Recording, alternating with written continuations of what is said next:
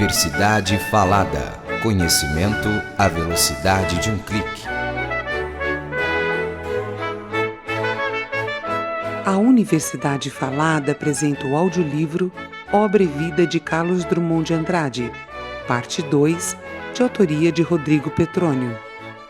Formado em Letras Clássicas e Vernáculas pela USP, Universidade de São Paulo, Rodrigo especializou-se em literatura espanhola. Professor e coordenador do Centro de Estudos Cavalo Azul, Rodrigo escreveu para periódicos como Folha, Estado de São Paulo, O Globo, Revista Bravo, entre outros. Vamos retomar o nosso assunto, que é o Drummond. Esse é o nosso segundo encontro sobre a poesia de Drummond. E eu gostaria de continuar alguns temas e alguns elementos que eu desenvolvi na primeira aula, mas agora aprofundar em dois livros do Drummond que são considerados como os dois grandes marcos da sua poesia.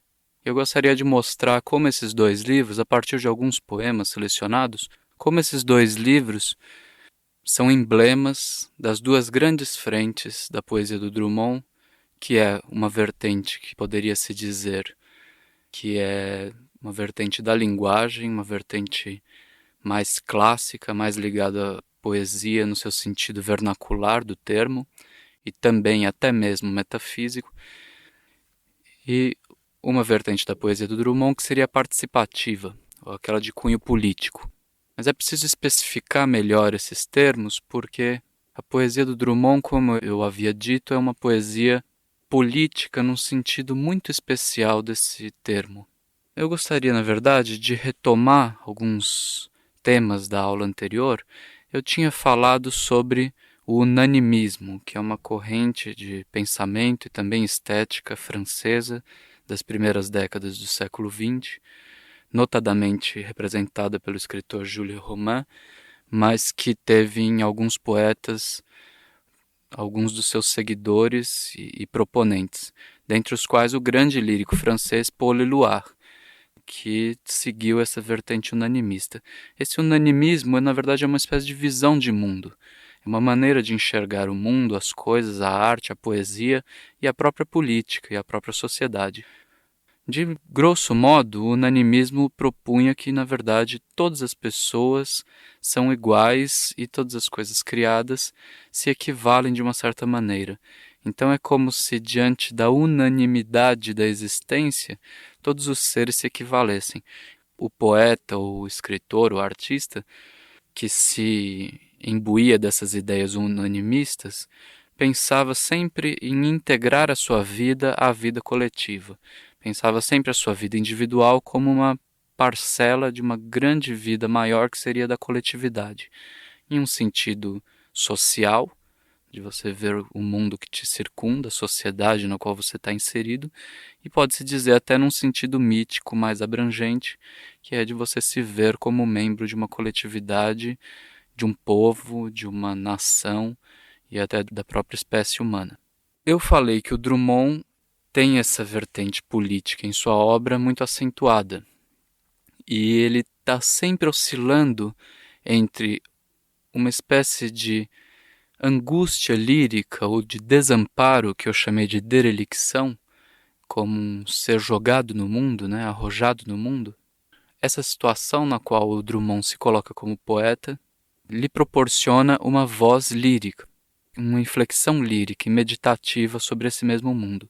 Mas, ao mesmo tempo, ele não é um poeta lírico no sentido de um derramamento de emoções ou de sentimentos. Pelo contrário, é um poeta bastante seco, contido, mas que faz oscilar o tempo todo na sua poesia essa saída de si mesmo, esse mergulho no mundo, nas coisas, na coletividade, e esse retorno ao seu próprio centro de irradiação, que seria a sua consciência e o seu trabalho poético. É preciso pontuar que o Drummond é um grande poeta lírico, dos maiores que houve em língua portuguesa no século XX, mas ao mesmo tempo de um lirismo muito sui generis, especial, já dentro de uma vertente de poesia moderna e se distanciando propositalmente de todo o derramamento lírico-amoroso que nós vemos na poesia romântica ou na poesia de extração romântica do romantismo do século XIX, que também se perpetuou e se desenvolveu ao longo do século XX. Eu tinha citado um artigo muito interessante do poeta e crítico Antônio Carlos Sequin, que propõe, a partir da leitura de um poema do Drummond, chamado Infância, que é do seu primeiro livro, Alguma Poesia, ele propõe já uma leitura desse poema como sendo um poema que contempla dois espaços mundanos. Um seria o espaço da casa, da proteção, um espaço interior, um espaço da solidão do menino que está lendo. Esperamos que você tenha gostado desta prévia. Para continuar ouvindo este audiolivro no Google Play Livros, use o link na descrição do vídeo.